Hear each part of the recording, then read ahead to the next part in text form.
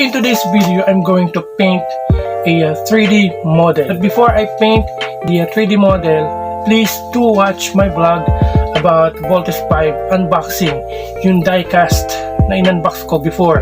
Okay, yung ipipaint nating model, it was actually printed on a 3D printer. Actually, hindi tayo mag-print using a 3D printer, pero magpipaint tayo ng model galing sa 3D printer. So ano ba yung 3D printer?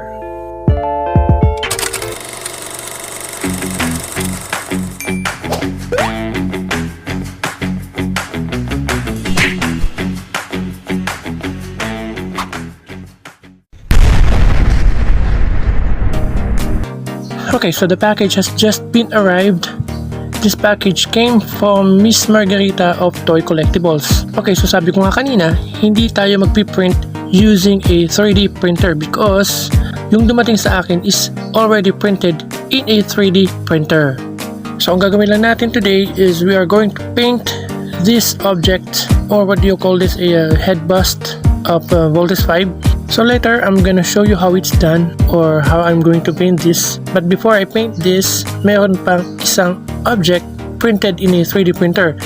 Alright, so tingnan natin itong isa. So itong isa kasi ay full head of Voltes 5. Medyo mas malaki compared dun sa isa na may head bust. What I mean about head bust, head siya na may kasamang chest.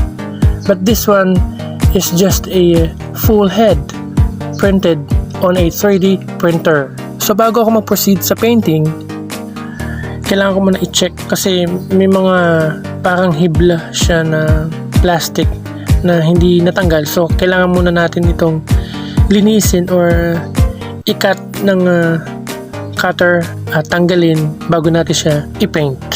Alright, so bago ang lahat, what is a 3D printer? 3D printing or additive manufacturing is the construction of a three-dimensional object from a CAD model or a digital 3D model.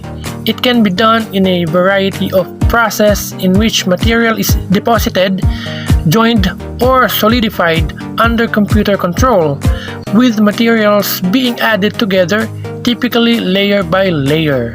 Okay, so ngayon ay nililinis ko yung mga plastics na nahibla. Well, of course, kailangan talaga natin tanggalin yun kasi pag dinaanan siya ng paint, ng air paint or airbrush, hindi siya magiging smooth. Okay, so gagamitin ko dito ay spray paint Bosny Buchanan. So kailangan ko muna siya i-paint ng white. So yun yung pinaka-primary color natin. Para yung next color na i-apply natin, hindi siya magiging dark. Kasi gray yung gray kasi yung pinaka-plastic model. Medyo dark yung gray. Hindi naman natin siya pwede applyan ng red agad, ng other colors. Kaya kailangan muna natin siyang i-paint ng white. So yung mga 90s persons dyan na nakakilala kay Voltes 5, the original color of this is blue, red, yellow. And FYI, sa Channel 7 nga pala, magkakaroon sila ng TV series ng Voltes 5. What do you call this? Voltes 5 Legacy na teleserye from Channel 7. Kaya yung mga may hilig sa Voltes 5 o yung mga 90s kids like me na mahilig manood ng Voltes 5 noong kapanahunan ko, well, it's time, no? Ibalik natin yung nostalgic feeling of watching Voltes 5. So sa mga millennial kids out there, try nyo panoorin yung Voltes 5 Legacy. Okay, so here is the three colors na i-apply natin sa head bust and also the head na Voltes 5. Ito na siya. 1, 2, and voila! Ayan na. Hindi ko na pinakita yung procedures of how I did it, pero gagamitan nyo lang siya ng masking tape to cover other colors para hindi siya matamaan ng any colors. So ito ba yung isa, mag-add tayo ng clear coat.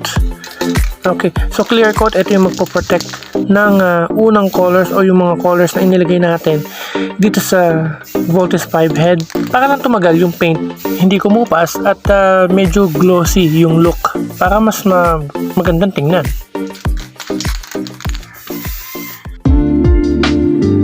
Okay, so this is the finished product.